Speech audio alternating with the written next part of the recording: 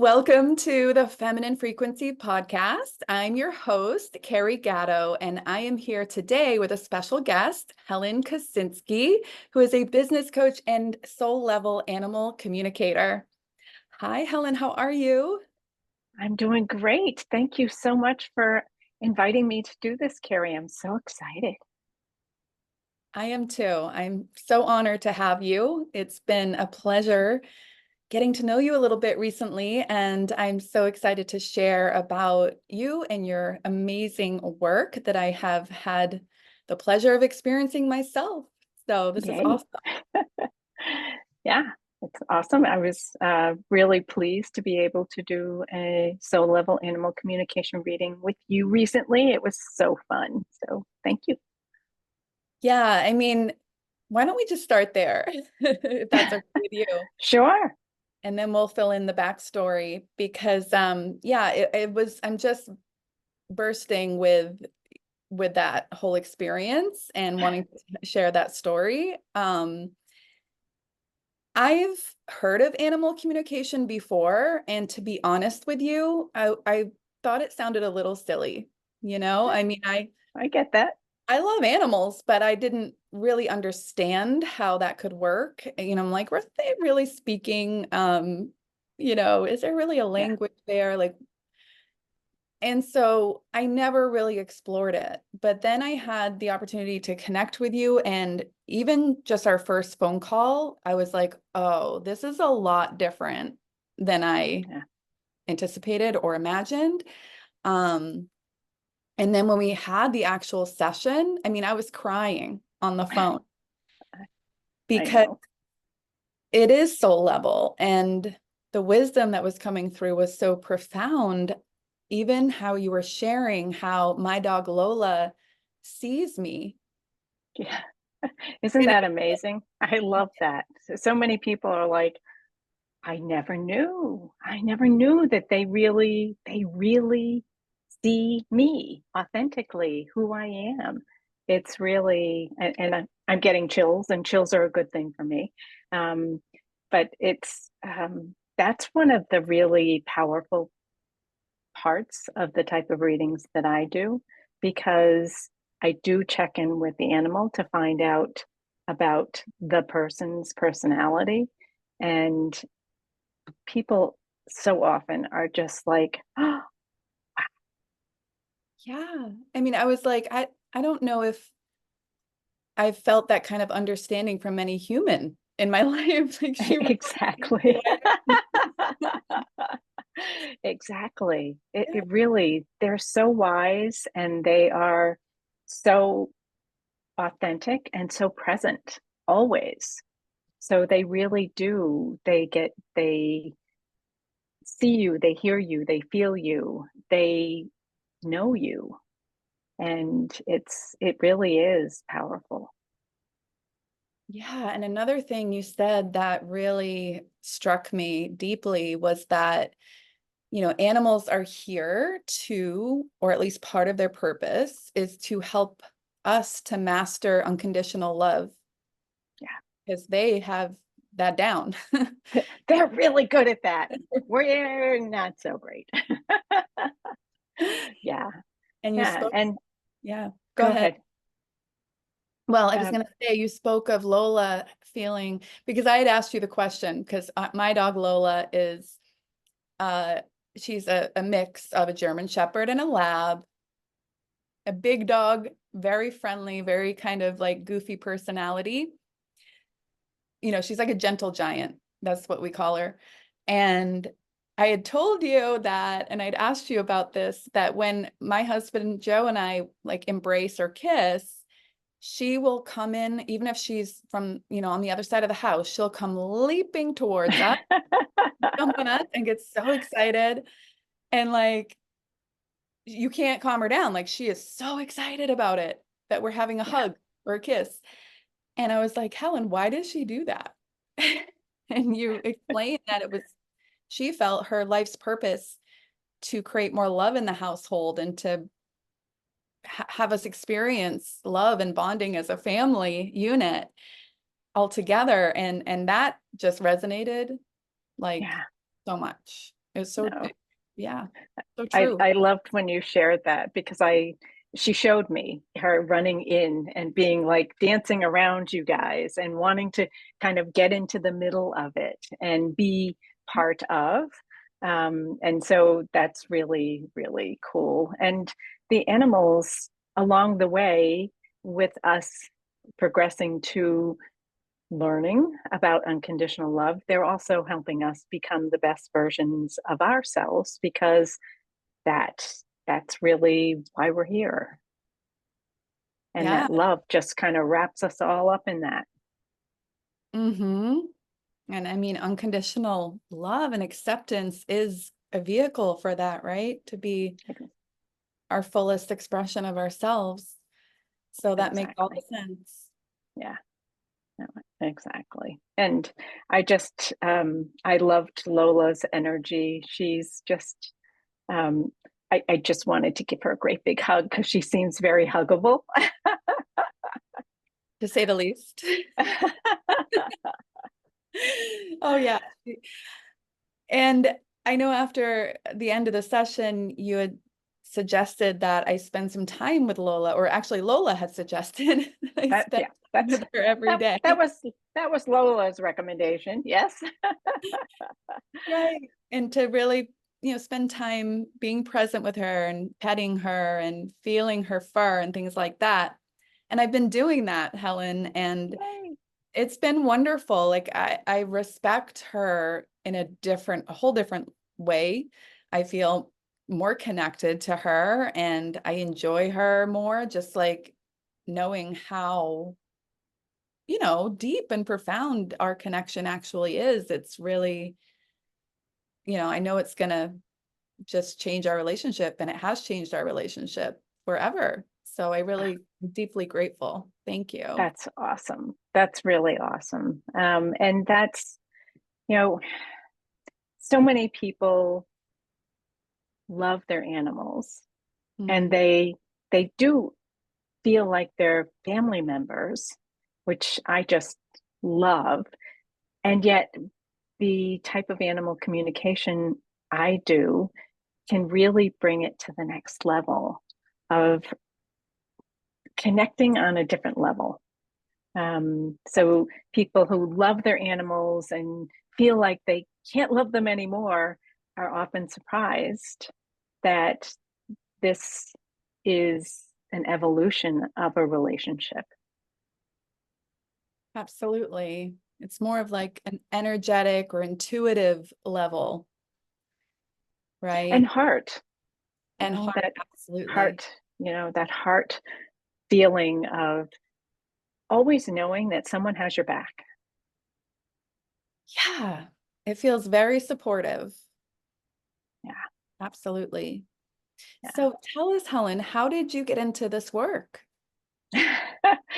Well, it's kind of an interesting story, and it's not uncommon. I'm learning for animal communicators to have this type of experience before they kind of embark on the journey of animal communication.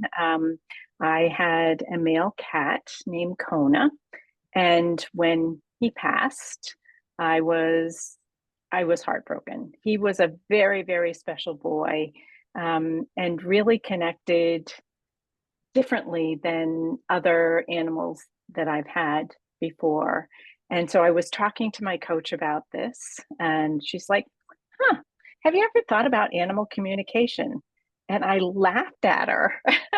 And I said, Okay. "Oh, you need special powers to do that. I don't have those." And she's like, "Well, why don't you just go do some research, see what you can find out?" Because it was like, oh, I'd love to do that. I love animals. And the thought of being able to work with them and maybe bring them into my business was like, ooh. So I did some research and I found a certification program with one woman who um, taught this soul level animal communication work. Her name is Danielle McKinnon. And what I loved about this process that she teaches is that she and now I believe all animals are working with us on a lesson. And I could bring this lesson into my coaching. And so I could do them separate, but I could also find a way to weave those together. So that was really intriguing to me. So I took one of her classes, and immediately she had us out talking to wild animals. She had us working together.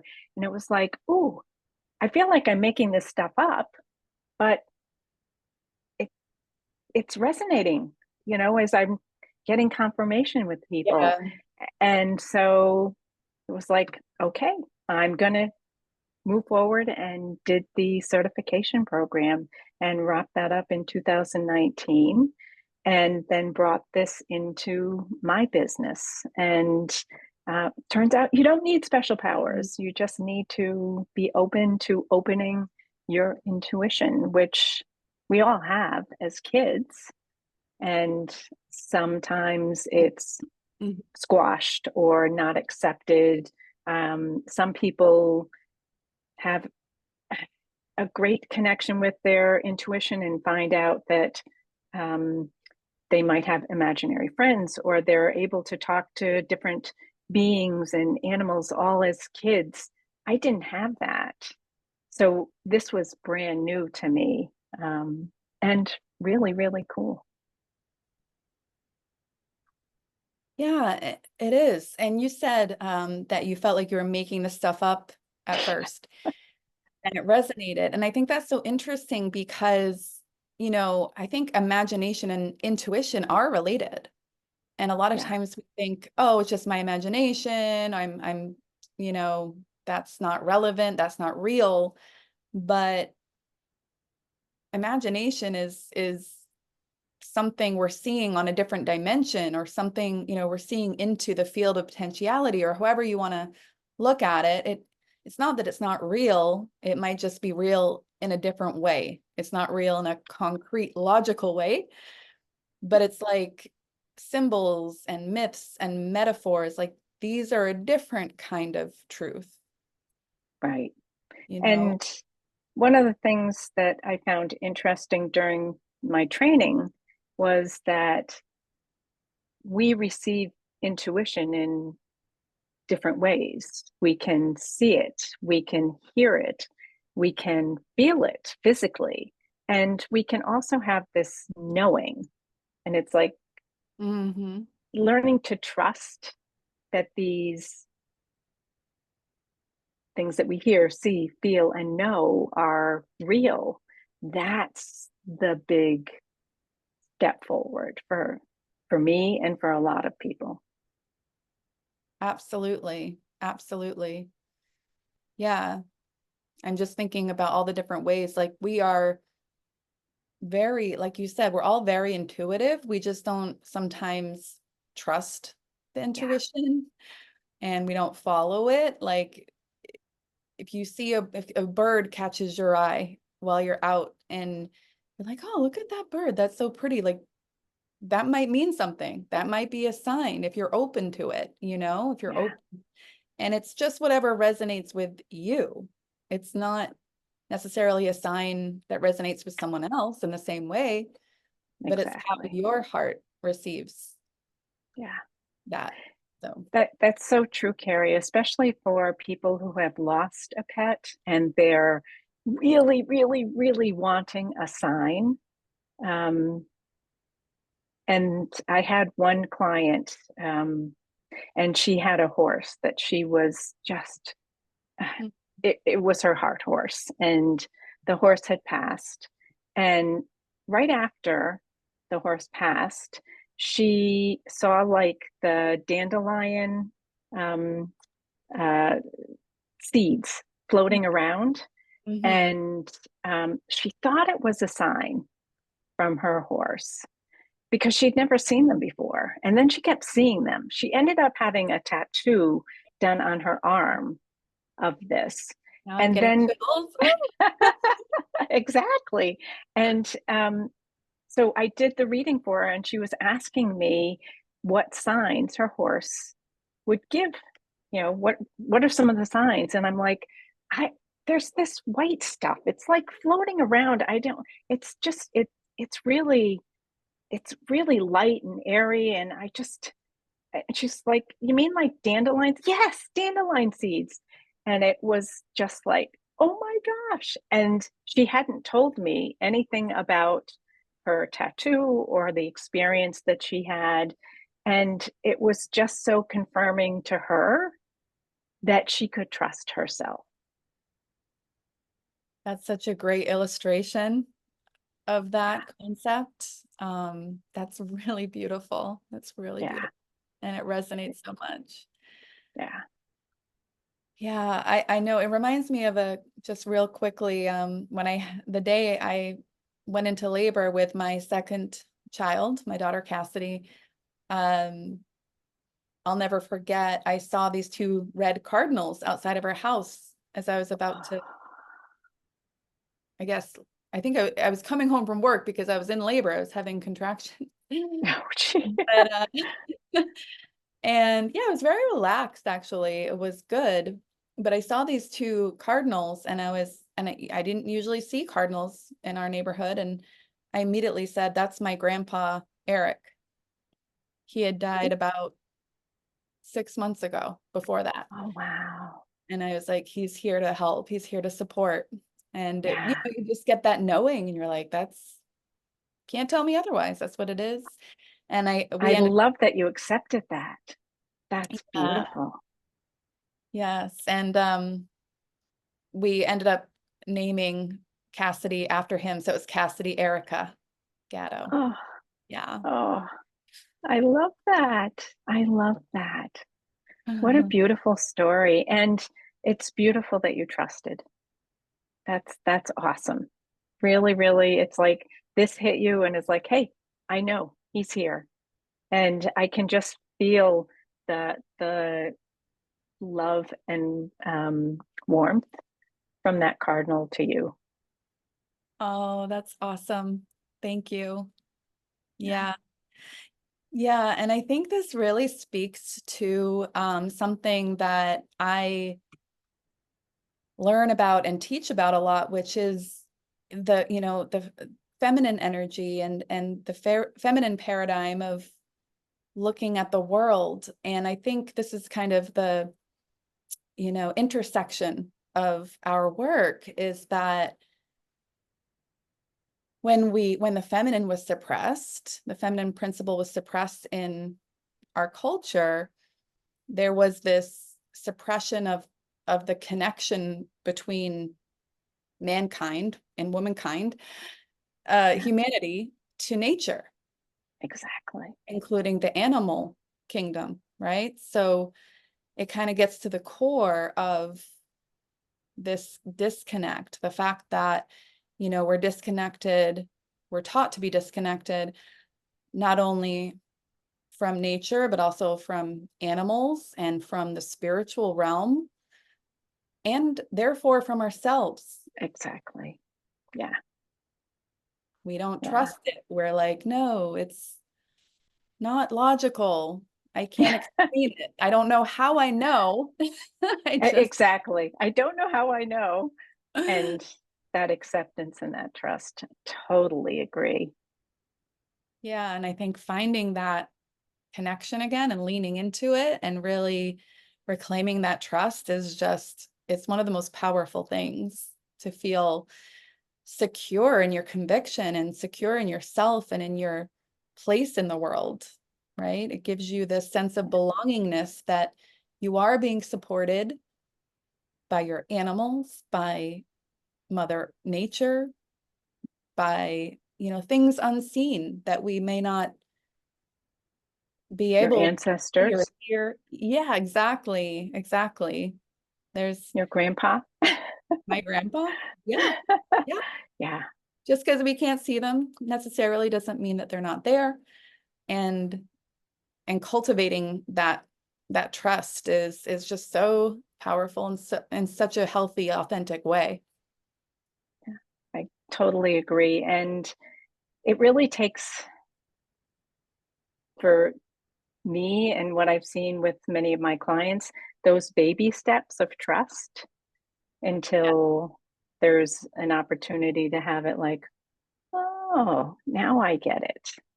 And Yeah. you mentioned nature and just even acknowledging that once you're outside, and even if you're outside taking a few deep breaths and you come in, just even acknowledging how you feel, what's different, and trusting that that was all connected. Yes, just really tuning in to your bodily wisdom, what resonates, what doesn't. And I think Yeah, the more relaxed we are too, the more confident we absolutely. feel. Yeah. Yeah. And even just, as you mentioned earlier, the imagination or things that pop into your head. I tend to get great ideas about what I'm going to write in a newsletter or something when I'm outside walking on the beach. Um, and being able to acknowledge that and, oh, that sounds like a great idea, and finding a way to capture that and then letting that go and seeing what else might pop up um, can be just magical. Yeah, that's another thing Lola supports me with is, she gets me outside walking and I get Yeah. downloads and ideas and I'm like, oh, thank you, Lola. I'm so glad I'm not just sitting down and, inside because that's such a great way to get the creativity and the inspiration and the intuition flowing. Yeah. When we give ourselves permission to step away from the computer, step away from the phone, step away from all the noise that is getting in the way, it's amazing what can happen. And so many of the animals have this request for their people because they see how sitting at our computers all the time or being on our phones all the time, it just blocks. It's like this force field that says, nope, nope, can't be creative. And yes, you might get some ideas as you're working on the computer, but giving yourself permission to get outside, be with your animals, get into nature, take some deep breaths, and just forget that stuff for just a little while. It's Yeah. amazing. Yeah, let yourself play, let yourself move. Yeah, Yeah. they can teach us so much. Yeah. And just to And be even just watching, we have a bird feeder. So just watching the birds coming in, going out, the chipmunks eating, the squirrels eating, just even allowing yourself, watch, and maybe they're not playing, but it looks like the chipmunks are playing as they chase each other around, right? So right. just being present for that can be really helpful in allowing yourself to ground and be present. Mm-hmm. Yeah, yeah. And also being in harmony with the rhythms, with the cycles of nature. That's something that's gotten a bit lost in our society.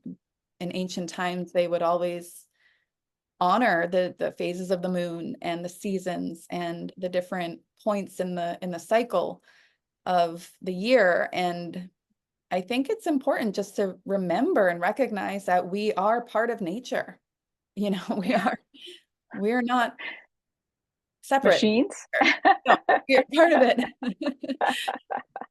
And so Yeah. bringing ourselves back into harmony it feels again just very supportive. I mean, I last night I did a full moon circle and that, you get that sense of belongingness, of rootedness, of being centered and grounded, and it gives you a certain kind of safety where, you think about a tree, right? The roots go just as far underground as the branches go above ground. It's like Yeah.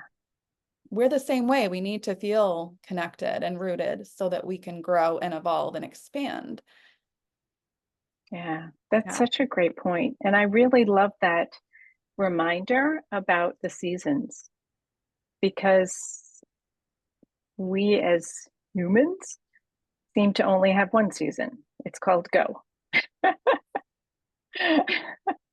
You know, and um, you know, thinking about winter and being dormant and the rest that's needed in order to then provide what you need for the spring to Mhm. start the blooming, and then for the summer to really expand, and then the fall and the harvest.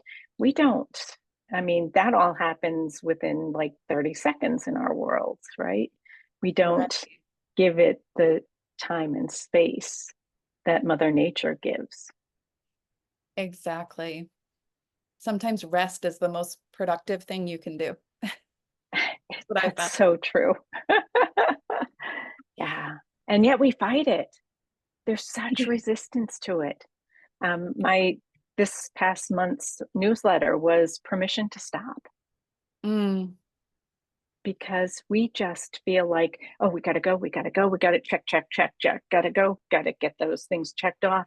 And sometimes, more often than we probably realize, taking that step back, stopping, breathing, getting outside, playing with your animal, laughing, it, and yes, then going back into it, it provides such a different perspective. absolutely. Absolutely. I would also love to hear, Helen, about any other animals that you've worked with, any little stories or anecdotes that particularly stand out that might be fun to Oh, share. thank you for asking.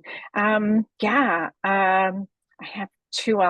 The first one I'll share was a client who was working with me doing the coaching with animals. So she's a business entrepreneur, Mhm. and she has a dog, and um, really, really so wonderfully connected. And the question that she was focused on during the beginning of our uh, coaching with animals cycle was, why is my dog just so intensely attracted to these mice as we go out in this field for our walks? So Hmm. asked the dog, and the dog was brilliant, and said, well, when we go for our walks, when you are not fully present, I start chasing the mice to get your attention. Interesting. And so, what the dog wanted was for her to be fully present on their walks so that she could really, really focus when she went back into the office. Wow. Oh my And God. as she started doing that, she noticed how different she was showing up in her Mhm. business. And did the dog stop chasing the mice? Yeah. And then when she would Mm. go for a walk and her mind was, oh, I've got to get this done and get that, dog would start chasing the mice again. It was like, oh, okay. Lucky for her, that awareness was like, oh, okay, I know, nope. And Yep. she would bring herself back to being fully present. That it really is brilliant. Yeah. It's almost like the dog was acting out her mind, Exactly. The pulled her chaos of mind. chasing, exactly, pulling and all that. Exactly. Exactly. You Oh, can picture it, can't you, Carrie? absolutely. Yeah. Absolutely. And it's sort of like you would, it's like a child, right? A child acts out and makes a little trouble to get attention and bring the parent back to, their focus back to them, right? It's Exactly. sort of Yeah. similar. Yeah, that's really, really interesting. I was gonna say something else and I lost it, just like a little mouse in my brain. Exactly. That happens a lot. I Really get cool. that. That's really cool. Oh my Yeah, gosh. Amazing. And yeah, you did mention you had another one too? Another I story? do.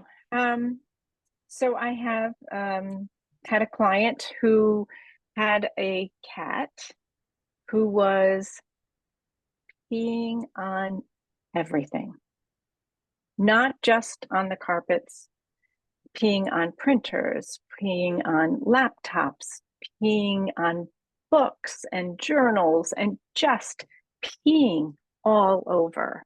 Like marking And territory or actually peeing? no, this was just peeing. She was peeing, and it was a she. Oh, no, it was a she. Okay. Yeah. So she was, and she was just, and it started out small and then just continued to get bigger and bigger and bigger. And so the message that she had for her person was that her person needed to get things back in alignment with herself, really back in alignment. Um, there was too much chaos, too much that wasn't aligned. It was really a huge gap. And ultimately, what this woman did was she made huge changes with her significant other. And he was on board with this and started really making some big changes.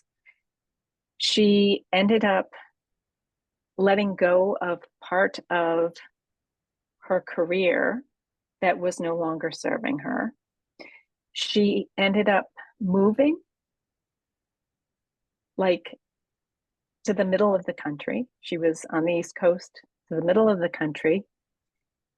So she changed everything. Wow. And as she started making these changes, the cat was peeing less, but there were still these changes that she needed to make. And now she's moved, she's settled in, the cat Wow. is no longer peeing. Well, that's a powerful message. On so many levels, cat pee is not good. Oh, like you better listen up. Definitely. Yeah, that's the cosmic Not two working. by four. Yes. Oh my goodness. And I just remembered what I was going to say. It's almost as if, well, what I was going to say is that, I have noticed now that I'm really intentionally spending time with Lola every day and being really Yay. present, that she's calmer, because a lot of times she would, sh be looking for attention all the time, right? And I'd be like, oh, Lola, come on, get away from me. Like, I'm busy. But if she just gets a few minutes of focused attention from me every day, she doesn't do that. She's not needy. She's Yeah, not bothersome.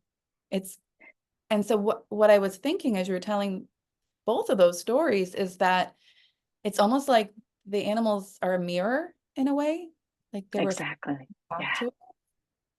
And they yeah, like almost they are our intuition. Like they're, if you think about, you know, fairy tales, myths, a lot of times the heroine or hero will have, I would say most often the heroine, I feel like, but they'll have like a mascot, right? They'll have like this animal companion or yeah. guide.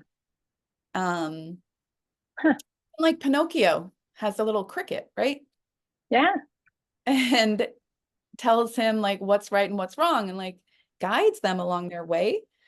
And yeah, it's huh. as if I hadn't thought about that. That's really cool. just by Yeah, reflecting back like what they're picking up in our energy, yeah. the No, cat's saying, look, this is not, you're not okay. Your life needs to get completely blown up. yep, Let me help exactly. you. Yeah. Yeah. No, it's such a good point, Carrie, because often the animals will share that they are mirroring, or that if the person, as they're working on their lesson, they are uncertain or struggling, to look at the behavior of their animal. And oftentimes that will be a clue.